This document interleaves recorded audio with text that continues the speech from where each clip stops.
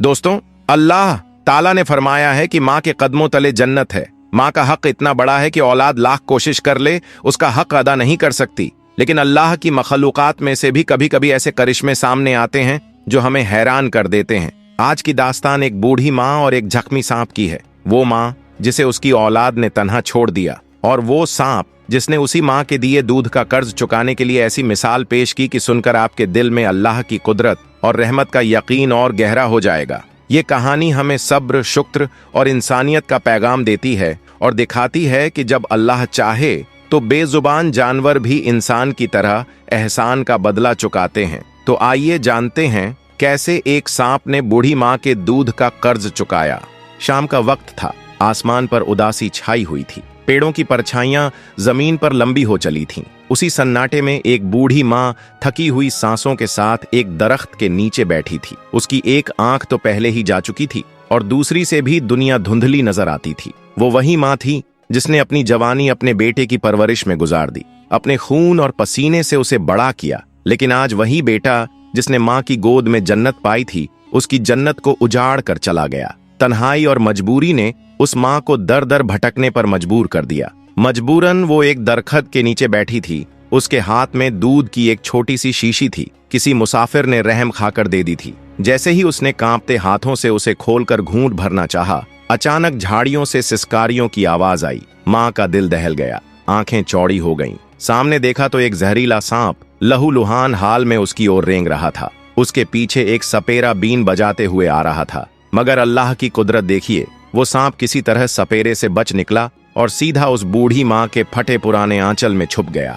माँ का जिस्म कांप उठा, सांसें अटक गईं। मगर तभी अल्लाह के हुक्म से वो सांप इंसानी जबान में बोल पड़ा, अम्मा डरिए मत, मैं आपको कोई नुकसान नहीं पहुंचाऊंगा। दुश्मन मेरे पीछे पड़ा है, मैं जख्मी हूं, बस मुझे पनाह दे दीजिए। बूढ़ी माँ हैरान रह गई। सांप इंसानों की तरह बोल रहा था। बूढ़ी माँ का दिल पसीज गया, आंखों से आंसू ढलक पड़े। कांपते हाथों से उसने अपने आंचल में उसे छुपा लिया। थोड़ी ही देर में सपेरा वहां आ पहुंचा और पूछा, ए बुढ़िया, इधर कोई सांप आया है? माँ कांपते हुए बोली, नहीं बेटा, मैंने किसी सांप को नहीं देखा। सपेरा आगे निकल गया। सांप धीरे से आंचल से बाहर निकला और बोला, अम्मा आपने आज मेरी जान बचा ली। मैं जिंदगी भर आपका ये एहसान नहीं भूलूंगा। लेकिन आप इतनी उदास क्यों हैं? क्यों रो रही हैं? बताइए, मैं आपकी क्या मदद कर सकता हूँ? ये सुनकर बूढ़ी माँ की आंखों से अश्कों की धार बह निकली। भर्राई आवाज में बोली, बेटा, अगर मेरा गम सुनना चाहता है तो दिल कड़ा कर ले। मेरी कहानी बहुत दर्दनाक है। जब तू पैदा भी नहीं हुआ था, उसी वक्त मेरा शौहर इस दुनिया से चला गया। मैं गर्भवती थी। ससुराल वालों ने धक्के देकर मुझे घर से निकाल दिया कि कहीं विरासत में उनका हिस्सा कम न हो जाए। मजबूरी और तन्हाई ने मुझे दर दर भटकने पर मजबूर कर दिया। फिर अल्लाह ने मेरे लिए एक सहारा बनाया। गांव के एक दौलतमंद ने रहम खाकर मुझे अपने घर काम पर रख लिया और मिट्टी का एक छोटा सा आशियाना दे दिया। वक्त गुजरता गया, मेरा पेट भारी होता गया और फिर अल्लाह ने मुझे बेटे जैसी नेमत से नवाजा। वो बेटा मेरी आंख का तारा था, दिल का टुकड़ा था। उसी के सहारे मैंने फिर से जीना सीखा था। लेकिन तकदीर का फैसला कुछ और ही था। एक दिन मैं अपने छोटे से लाल को गोद में लिए काम से घर लौट रही थी कि अचानक तेज आंधी और तूफान उठा। पेड़ों की डालियां टूटकर गिरने लगीं और उसी अफरा तफरी में एक भारी टहनी मेरे मासूम बेटे पर आ गिरी। उसका नन्हा चेहरा लहूलुहान हो गया और उसकी मासूम आंख बर्बाद हो गई। उस वक्त मेरा कलेजा चीर गया। मैं रोते हुए सोच रही थी, जब ये बच्चा बड़ा होगा तो लोग इसे ताने देंगे, मजाक उड़ाएंगे। मैं चाहती थी मेरा बेटा पढ़ लिख कर अफसर बने, लोगों के सामने सर ऊंचा करे। मैं यह जिल्लत बर्दाश्त नहीं कर सकती थी। मैं दौड़ती हुई डॉक्टर के पास गई। जांच के बाद डॉक्टर ने कहा, बेटी, बच्चे की आंख की रोशनी हमेशा के लिए चली गई है, लेकिन अगर पैसों का इंतजाम हो जाए तो एक आंख ट्रांसप्लांट की जा सकती है। उस वक्त मेरी रूह कांप उठी। मैंने फौरन कहा, डॉक्टर साहब, मेरे पास दौलत तो नहीं, लेकिन अल्हम्दुलिल्लाह अल्लाह ने मुझे 2 आंखें दी हैं। एक निकालकर मेरे बेटे को लगा दीजिए। मैं अंधेरे में जी लूंगी, मगर अपने बेटे को अधूरा नहीं देख सकती। डॉक्टर ने हैरानी से मेरी तरफ देखा और बोला, अम्मी, आप पहले ही बहुत कमजोर हैं। एक आंख निकालना आपके लिए जानलेवा हो सकता है। लेकिन माँ का दिल किसी तर्क को कहाँ मानता है। मैंने गिड़गिड़ाकर कहा, डॉक्टर साहब, मेरी जान ले लीजिए, मगर मेरे बेटे को रोशनी लौटा दीजिए। ये आंख अल्लाह की अमानत है, इसे मेरे बच्चे के नाम कर दीजिए। आखिरकार डॉक्टर मेरा सब्र देखकर झुक गया। मेरी आंख निकाल दी गई और मेरे बेटे को नई रोशनी मिल गई। मैं अंधेरे में चली गई, मगर मेरा बच्चा रोशनी में खिलने लगा। वक्त गुजरता गया, बेटा तंदुरुस्त हो गया, स्कूल जाने लगा। उसी स्कूल में मुझे भी झाड़ू पोंछे का काम मिल गया। मैं दूर से उसे पढ़ते देखती तो दिल को ठंडक पहुंचती। लेकिन अफसोस, वह बेटा जिसकी खातिर मैंने अपनी आंख कुर्बान कर दी थी, वही मुझे देखकर नफरत करने लगा। छोटा था लेकिन दिल में सख्ती आ चुकी थी। अक्सर कहता, मेरे दोस्तों के सामने अगर तूने कहा कि तू मेरी माँ है तो मैं तेरा चेहरा कभी नहीं देखूंगा। ये सुनकर मेरा दिल चाक हो जाता, मगर मैं खामोश रहती। जैसे जैसे वो बड़ा होता गया, उसकी बेरुखी और नफरत बढ़ती गई। वो कभी मेरे पास बैठकर खाना नहीं खाता था। कहता, माँ तेरी सूरत देखकर मुझे घृणा होती है। अल्लाह ने तुझे इतना बदसूरत क्यों बनाया? मैं रोते हुए कहती, बेटा 2 निवाले मेरे साथ खा लिया कर, मेरे दिल को सुकून मिल जाएगा। लेकिन अगर मैं पास बैठ जाती तो वह गुस्से में खाना फेंक देता। मेरी रूह हर पल चाहती थी कि उसे सीने से लगा लूं, मगर उसकी बेरुखी मुझे बार बार मार देती थी। माँ का दिल हर रोज यही चाहता कि बेटे की थकान को अपने आंचल में छुपा ले, उसकी सख्ती को अपनी मोहब्बत से पिघला दे। लेकिन अफसोस, बेटे की नफरत इतनी गहरी हो चुकी थी कि मेरी मोहब्बत उसके सामने बार बार हार जाती। अब मेरा बेटा जवानी की दहलीज पर पहुंच चुका था। अच्छे दोस्तों की जगह उसने बुरी महफिलें पकड़ लीं। सिगरेट, नशा, आवारागर्दी, सब बुरे कामों में पड़ गया। मेरा दिल हर लम्हा दुआ करता कि अल्लाह उसे हिदायत दे, लेकिन उसके कदम गुमराही की तरफ और बढ़ते चले गए। एक रोज मुझे तेज बुखार चढ़ गया, जिस्म कांप रहा था और मैं काम पर भी नहीं जा सकी। दिल में एक ही तमन्ना थी कि मेरा बेटा लौट आए, मेरे सिर पर हाथ रखे और मेरे लिए दवा ले आए। मगर वो रात भी गुजर गई, अगली सुबह भी और अगला दिन भी, मगर बेटा घर न आया। बेचैनी से मेरा दिल फटने लगा। चादर ओढ़े ओढ़े मैं बाहर निकली। उसके दोस्तों से पूछने लगी, बेटा कहीं मेरा बेटा दिखा क्या? वो कल से घर नहीं लौटा। दोस्तों ने मेरी तरफ देखकर हंसी उड़ाई और ताना मारा, अम्मा आप सचमुच उसकी माँ हैं? वो तो कहता है कि आपसे उसका कोई रिश्ता नहीं। मेरे सीने पर जैसे पहाड़ टूट पड़ा, लेकिन मैंने सब्र किया, अल्लाह का नाम लिया और घर लौट आई। शाम ढली तो बेटा आया, मगर रहमत बनकर नहीं, कहर बनकर। हाथ में डंडा था। बुखार से कांपती माँ को उसने इतनी बेरहमी से पीटा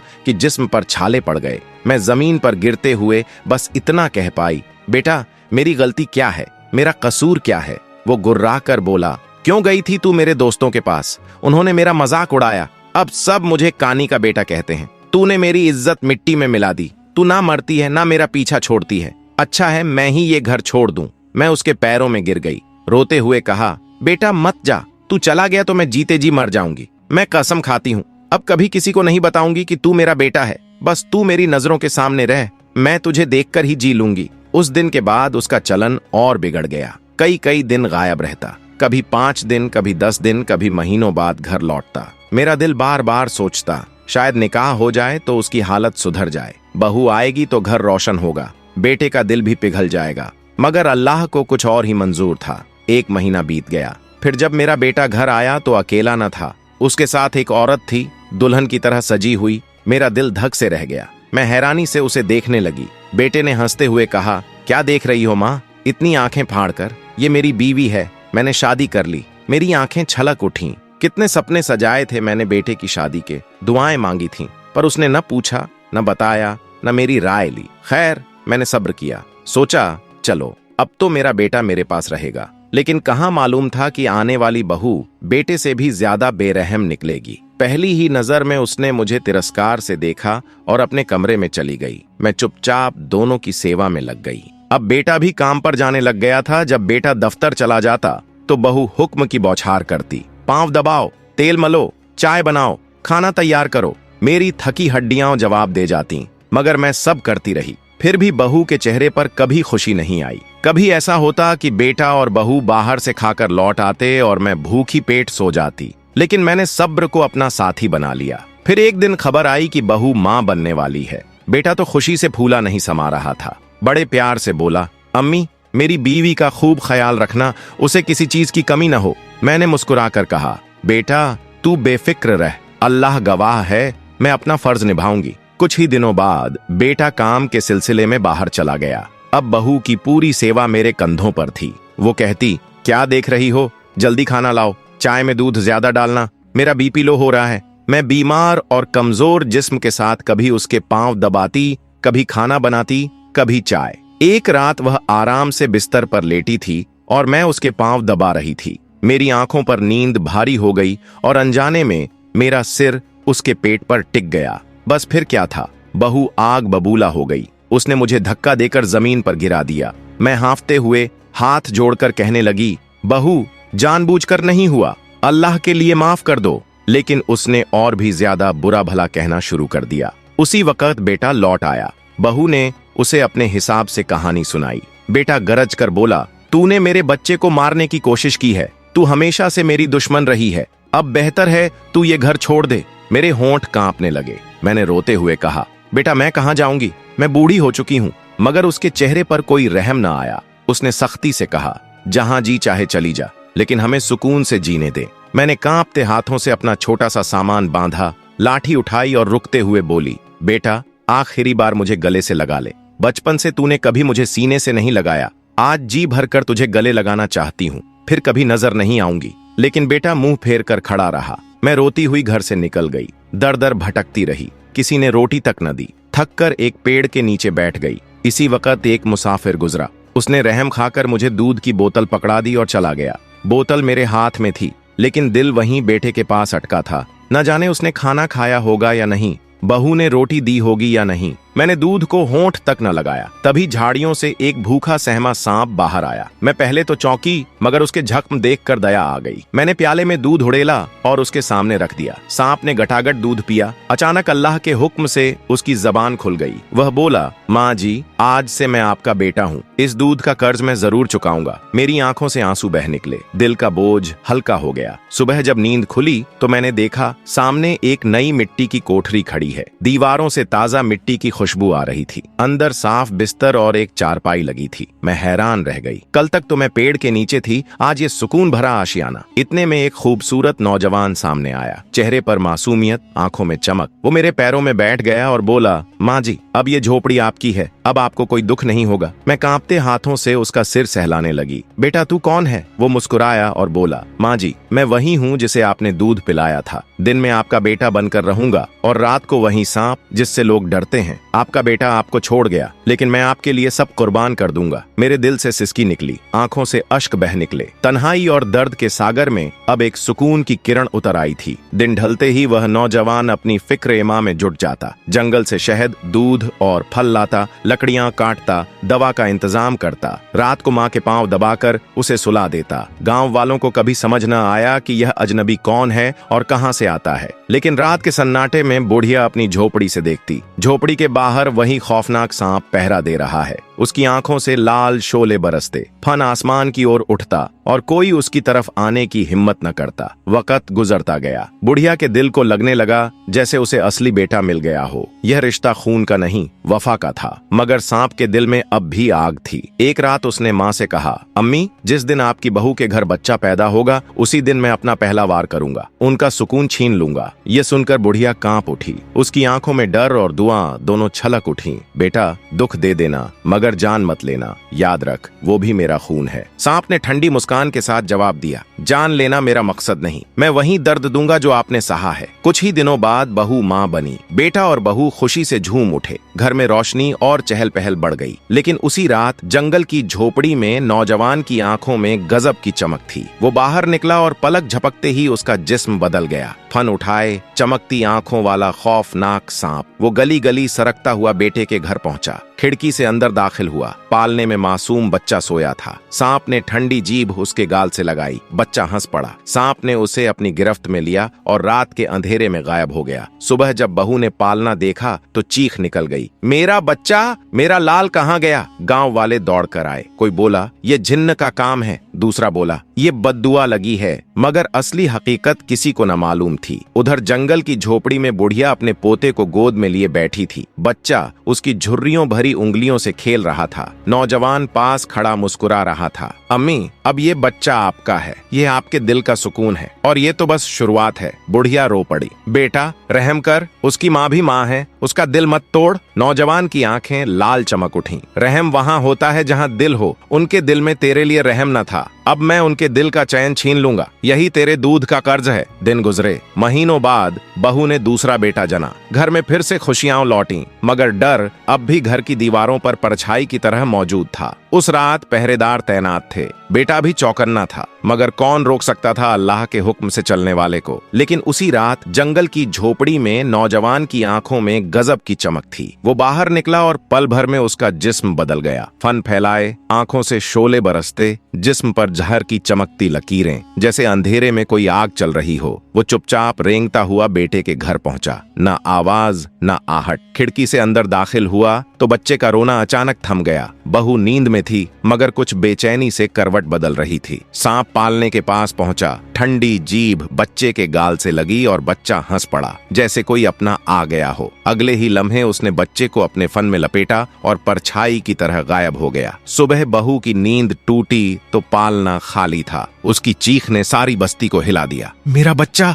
मेरा लाल कहाँ गया? शौहर दौड़ता हुआ आया। दोनों पागलों की तरह बच्चे को ढूंढने लगे। गांव वाले जमा हो गए। कोई बोला जिन्न उठा ले गया, कोई बोला ये बद्दुआ लगी है, मगर हकीकत किसी को मालूम न थी। उधर जंगल की झोपड़ी में बच्चा बुढ़िया की गोद में हंस रहा था। उसकी आंखों से आंसू टपक रहे थे। नौजवान सामने खड़ा था, चेहरे पर सुकून लेकिन आंखों में सख्ती। अम्मी, दूसरा वार पूरा हुआ, अभी 3 बाकी हैं। बुढ़िया कांप उठी। बेटा, जान मत लेना। उसकी आवाज में गुस्सा गहराया। मैं खून नहीं बहाऊंगा, लेकिन उनका सुकून जरूर छीनूंगा। तेरे दूध का कर्ज ऐसे ही उतर सकता है। उस रात से जैसे सारा गांव खौफ में जीने लगा। बहू हर बार मां बनती, लेकिन हर बच्चा उसी तरह गायब हो जाता। 5 बच्चे एक एक करके छिन गए। न पहरेदार काम आए, न ताले, न दुआएं, बस वही अंधेरा, वही सरसराहट और वही खौफनाक वार। अब बहू का सब्र टूट चुका था। कभी हंसती, कभी जमीन पर गिरकर चीखती। लोग उसे पागल कहने लगे। शौहर का घमंड रेत की तरह बिखर गया। इसी टूटन के बीच एक दिन गांव से एक नूरानी बुजुर्ग गुजरे। उन्होंने बहू को जमीन पर रोते देखा। नरमी से पूछा, बेटी क्यों रोती हो? बहू उनके कदमों में गिर गई। बाबा जी, मेरे 5 बच्चे कहाँ हैं? जिंदा हैं या मर गए?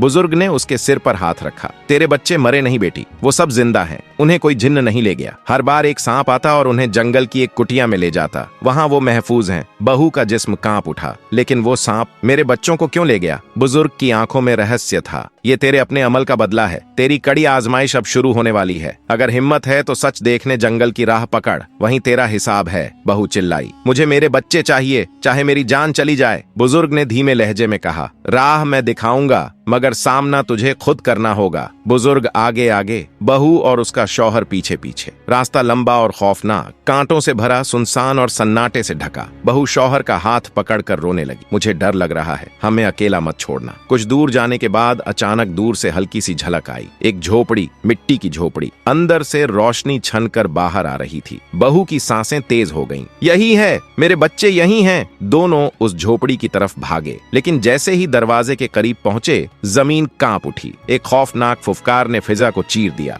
झोपड़ी के सामने वही लंबा जहरीला सांप खड़ा था। उसकी सुर्ख आंखें अंगारों की तरह जल रही थीं। फन आसमान तक उठ चुका था। बहू कांपते हुए शौहर का हाथ पकड़ बोली, यही है, यही वो सांप है। सांप की फुफकार इतनी भयानक थी कि लगता था जमीन फट जाएगी। दोनों झोपड़ी की तरफ बड़े ही थे कि वह सामने आकर रास्ता रोक खड़ा हुआ। शौहर डरकर पीछे हट गया, मगर बहू चीखते हुए आगे बढ़ी। हट जा, मेरे बच्चों को मुझे लौटा दे। सांप ने जोर से जमीन पर फन पटका। इतनी आसानी से? क्या सोच लिया था कि एक माँ का छीना हुआ बेटा ऐसे ही लौट आएगा? नहीं, उसका हिसाब होगा। बहू जमीन पर गिर पड़ी, हाथ जोड़कर रोने लगी। हमसे गलती हुई, हमें माफ कर दो। सांप की सुर्ख आंखों में शोले चमक उठे। एक माँ से उसका सहारा छीन लिया था, तब तुम्हें रहम क्यों ना आया? आज तुम्हारा दर्द तो बस आगाज है, असली हिसाब अभी बाकी है। बहू ने कांपते दिल से झोपड़ी के भीतर झांका। अंदर बुढ़िया बच्चों को सीने से लगाए खेल रही थी। उसके चेहरे पर सुकून था, लेकिन बहू के लिए वो मंजर कैद जैसा था। वो चीख उठी, अम्मा,